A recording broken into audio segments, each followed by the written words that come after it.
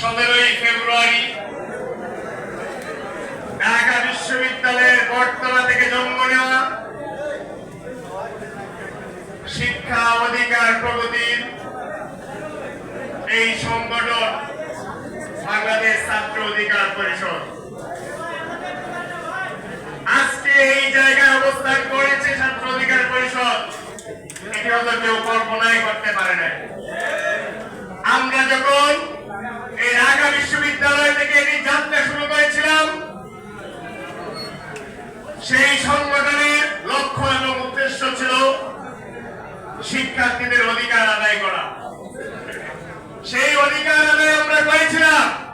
2018 সালের কোটা সংস্কার আন্দোলন আমরা সফল করেছিলাম, যার কারণে আজকে 2024 সালে আমরা বাংলাদেশকে দ্বিতীয়বার মুক্তি করতে পেরেছি।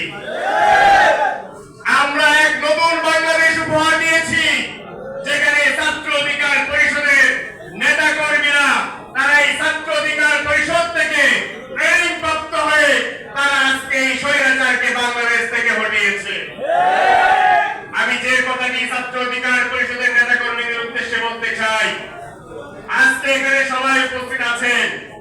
বিগত 6 বছরে আমার ছাত্র অধিকার পরিষদের কোন নেতা কর্মীর বিরুদ্ধে কি কোথাও কোন দুর্নীতি চাঁদাবাজির কোন অভিযোগ আছে? কোন সাধারণ শিক্ষার্থীর গায়ে হাত দেওয়ার কোন অভিযোগ আছে? ক্যাম্পাসে কোন মাস্তানির অভিযোগ আছে? সুতরাং বুঝতে হবে, এই সংগঠন আমরা এভাবেই তৈরি করেছিলাম। আমরা শপথ নিয়েছিলাম। হযরত আবু বকর রাদিয়াল্লাহু তাআলা যখন শপথ গ্রহণ করেছিলেন, তখন তিনি বলেছিলেন, আমাকে তোমরা যতদিন পর্যন্ত নেতা মানবা, যতদিন পর্যন্ত আমি সত্য এবং ন্যায়ের পথে থাকবো।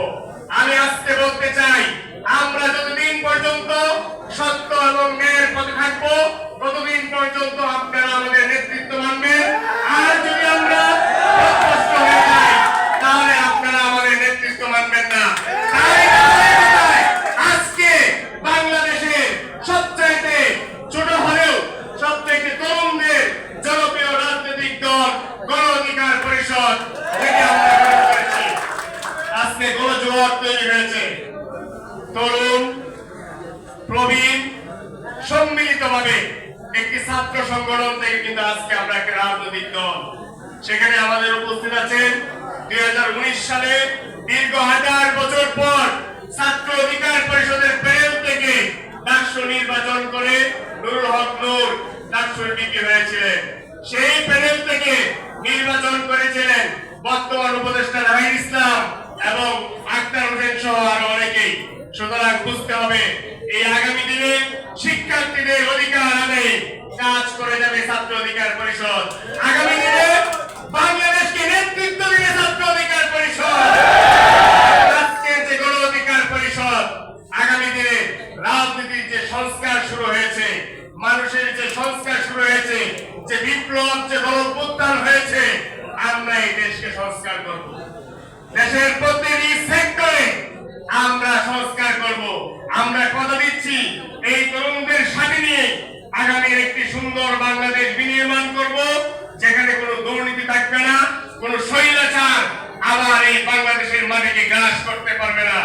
আজকে যারা এখানে প্রত্যক্ষ ভোটের মাধ্যমে যারা ছাত্র অধিকার পরিষদের দ্বিতীয় কাউন্সিলে নেতৃত্ব নিতে যাচ্ছেন, আমি তাদের উদ্দেশ্যে বলতে চাই, নেতৃত্ব হচ্ছে একটি পবিত্র আমানত, একটি দায়িত্ব, এবং এই দেশের প্রতি দায়বদ্ধতার জায়গা থেকে নেতৃবৃন্দের প্রতি দায়বদ্ধতার জায়গা থেকে আপনি আপনার দায়িত্ব সঠিকভাবে পালন করবেন। এটি হচ্ছে আমার আহ্বান। ধন্যবাদ সবাইকে।